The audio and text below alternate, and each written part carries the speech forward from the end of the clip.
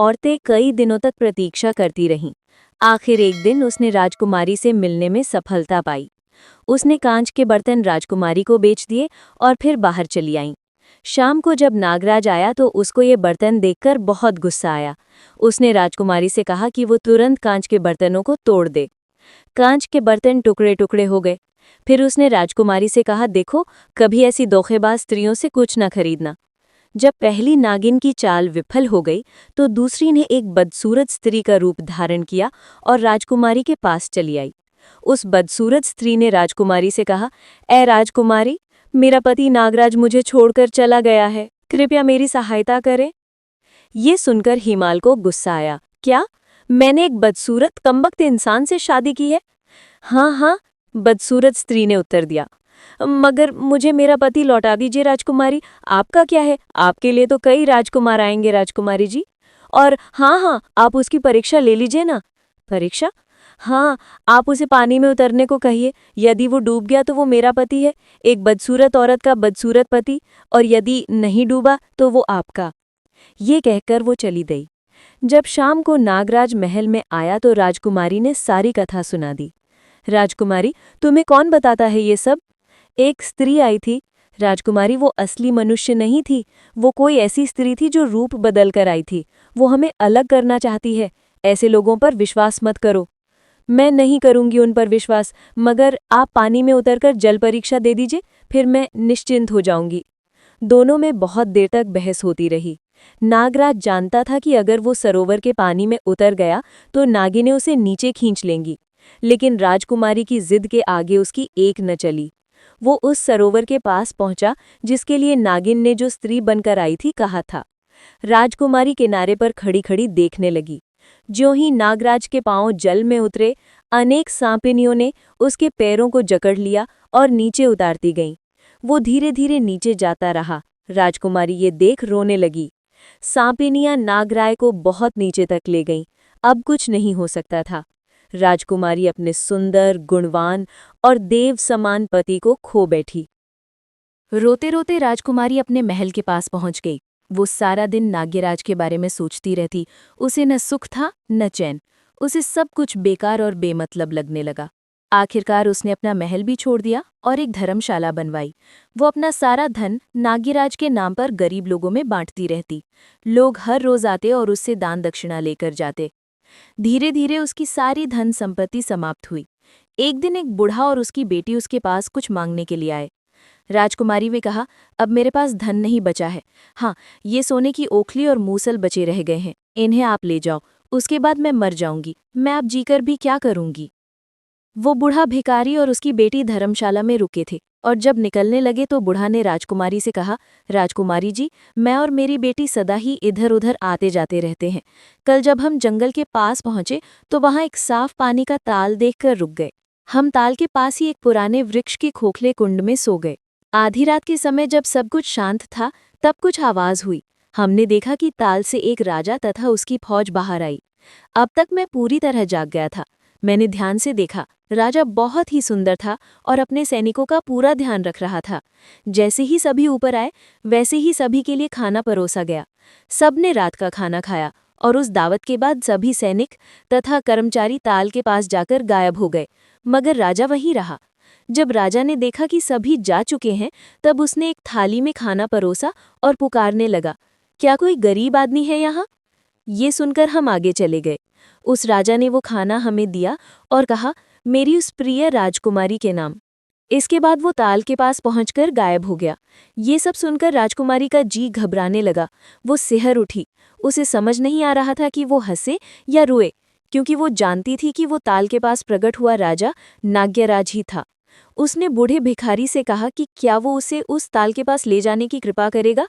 क्यों नहीं, बूढ़ा भिखारी बोला। वे तीनों जंगल की तरफ निकल पड़े और संध्या समय होते ही ताल के पास पहुंच गए। वे रात होने और ताल से प्रकट होने वाले लोगों की प्रतीक्षा करने लगे। बूढ़ा भिखारी तथा उसकी बेटी को नींद आ गई, मगर राजकुमारी जागती रही। आधी रात के समय जब सब कुछ शांत था, नाग्यराज उसको खाना खिलाने वाले और उसके सैनिक प्रकट हो गए। सेवकों ने खाना परोसना शुरू किया। जब सब लोगों ने खाना खा लिया और वे वापस ताल की तरफ चले गए, तब नाग्यराज एक थाली में खाना लेकर जंगल में चला और पुकारने लगा, कोई गरीब है कहीं? जब राजकुमारी ने अपने नाग्यराज का सुंदर रूप, महान दिखने वाला राजा का व्यक्तित्व सामने पाया तो उससे रहा न गया। वो बोली, ओ मेरे प्यारे नाग्यराज, मैं तुम्हारे बिना नहीं जी सकती हूँ, मुझे क्षमा करो, आ जाओ और फिर से मेरे साथ रहो। नाग्यराज चौंक गया, समझ न पाया कि क्या हुआ, और कहा, कौन हो तुम? देखो मुझे पहचानो, मैं तुम्हारी पत्नी हूँ। नाग्यराज ने उसे पहचाना, मगर वो जानता था कि ताल में चले जाने के बाद अब वो उसके साथ रह नहीं सकता। सापिनियाँ मुझे ऊपर नहीं आने देंगी, तुम जाओ, मैं मौका देखकर तुम्हारे पास लौट आऊंगा। नहीं, मैं तुम्हारे बिना नहीं रह सकती हूँ, अगर तुम नहीं आ सकते तो मुझे ही ताल के तल में, ताल लोक में ले चलो। ऐसा संभव नहीं है। बहुत देर तक बहस होती रही। उसके बाद नाग्यराज उसे अपने साथ ले जाने के लिए मान गया, मगर उसे कैसे ले जाए? इसलिए उसने राजकुमारी को एक पत्थर के रूप में परिवर्तित किया और अपनी जेब में रख लिया। ताललोक में पहुंचकर सांपिनियां आई और उसका स्वागत किया। नाग्यराज ने उनका स्वागत स्वीकार किया, परंतु उनके स्वभाव में कुछ बदलाव सा आ रहा था। जब नाग्यराज ने पूछा तो सांपिनियों ने कहा कि उसके शरीर से मानव की बू आ रही है। नाग्यराज ने उन्हें बताया, हान उसके साथ एक मानव है, मगर वो उसे तभी प्रकट करेगा जब वे उसे कोई कष्ट न पहुंचाने का वचन देंगी। सर्पिणियां मान गई और तब नाग्यराज ने अपनी जेब से पत्थर निकाला। पत्थर राजकुमारी में परिवर्तित हुआ। जब सर्पिनियों ने एक सुंदर राजकुमारी देखी तो उनके मन में ईर्ष्या और द्वेष की भावना उत्पन्न हुई। उन्होंने एक साथ ये निर्णय लिया कि राजकुमारी से परिश्रम कराएंगे, उसे काम पर लगाएंगे। उसको कई काम दिए गए। उनमें से एक ये था कि उसे सर्पिनियों के बच्चों के लिए दूध उबालना होगा। राजकुमारी काम में जुट गई और उफ किए बिना सारे काम करती रही। वो हर दिन सर्पिनियों के बच्चों को दूध पिलाती। एक दिन कुछ ऐसा हुआ कि दूध ज्यादा ठंडा नहीं हुआ था, और जैसे ही उन सांपिनियों के बच्चों ने वो गर्म दूध पिया, वे मर गए। जब उन सांपिनियों को मालूम चला कि राजकुमारी की गलती के कारण उनके बच्चे मर गए हैं, तो उन सब ने मिलकर उसे डस लिया और वो मर गई। जैसे ही राजकुमारी की मृत्यु की बात नाग्यराज ने सुनी, वो दौड़ा दौड़ा आया और शोक में डूब गया। जब नाग्यराज थोड़ा संभल गया तो उसने एक पेड़ की शाखाओं से बिस्तर बनाई, उस बिस्तर पर राजकुमारी को लिटाया और ताल से बाहर आ गया। उसने उस बिस्तर को ताल के सामने वाले पेड़ पर रख दिया। वह हर रोज पानी से बाहर आता और राजकुमारी को बिस्तर पर देखकर फिर वापस ताल में चला जाता। एक दिन सुबह सुबह एक महात्मा जी वहां से गुजरे। जब उसने पेड़ की टहनियों के बीच एक मरी हुई राजकुमारी को देखा तो वो कुछ सोचने लगे और फिर राजकुमारी के मृत शरीर को नीचे लाया। इतनी सुंदर और छोटी उम्र की स्त्री को किसी ने मारा है, ये बात महात्मा जी समझ गए। महात्मा ने ईश्वर से प्रार्थना की। उसने प्रभु से कहा, हे ईश्वर, इस निर्दोष स्त्री को फिर से जीवित करो। उसकी प्रार्थना स्वीकार हुई। राजकुमारी पुनः जीवित हुई। महात्मा प्रसन्न हुए और राजकुमारी से कहा, चलो बेटी, तुम मेरे साथ चलो, मेरे परिवार में रहो।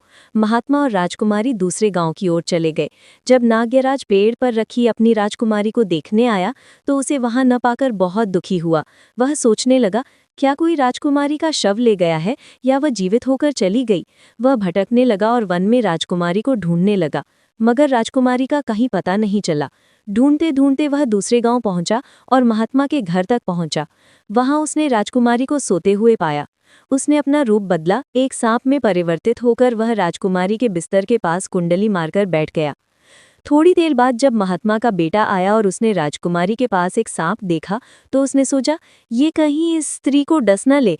उसने एकदम से एक तलवार उठाई और सांप के टुकड़े टुकड़े कर दिए। इस शोर से राजकुमारी जाग गई। जब उसने देखा तो वह रोने लगी, अरे ये तुमने क्या किया? हाय, तुमने मेरे पति को ही मार दिया, मेरे नाग्यराज की हत्या की। उसी दिन दोपहर को चंदन की लकड़ी की चिता बनाई गई और मृत नाग्यराज को उस पर रखा गया। उसी समय राजकुमारी भी चिता पर चढ़ गई। मैं अब जीकर क्या करूंगी, मैं भी इसी के साथ जल मरूंगी। दोनों भस्म हो गए। महात्मा ये सब देखकर बहुत ही दुखी हुआ। वह चैन से सो न सका। वह रात भर जागता रहा। अगले दिन सुबह सुबह वह उसी स्थान पर गया जहां राजकुमारी और नाग्यराज को जलाया गया था। उसने चिता के पास जाकर ठंडी राख उठाई और उस राख को लेकर एक पेड़ के नीचे बैठकर पश्चाताप करने लगा। दिन भर रोता रहा। जिस पेड़ के नीचे यह वृद्ध महात्मा बैठा था, उस पेड़ पर भाग्यवश शिव और पार्वती दो पक्षियों के रूप में बैठे हुए थे। उन्होंने वृद्ध पुरुष का रोना सुना और सोचा कि इसकी सहायता करे। शिव ने पार्वती से कहा, देखो तो कितने कष्ट में है ये भला आदमी। इसे मालूम है कि चिता से प्राप्त इस भस्म में कितनी शक्ति है। अगर ये इस भस्म को किसी जलाशय में डालेगा तो ये दोनों फिर से जीवित हो उठेंगे। वृद्ध महात्मा ने ये बात सुनी और चिता की राख को एक सरोवर में डाल दिया। जैसे ही भस्म पानी में गिरी, वैसे ही नाग्यराज और राजकुमारी जीवित हो उठे, पहले से भी सुंदर। उन्होंने यहीं आसपास एक छोटा घर बनाया और उसमें रहने लगे। वृद्ध महात्मा, जो महात्मा पुरुष था, वह भी उनके साथ ही रहने लगा। वह उनके पिता के समान घर में रहने लगा और उन दोनों ने भी उसकी खूब सेवा की। उसके कारण ही उनको नया जन्म मिला था। वे उसकी सभी जरूरतों का पूरा पूरा ध्यान रखते। एक दिन वह वृद्ध पुरुष उन्हें आशीर्वाद देते देते स्वर्ग सिधार गया। उसके बाद भी उसके आशीर्वाद के कारण वे दोनों उसी छोटे से घर में सुखी जीवन बिताते रहे।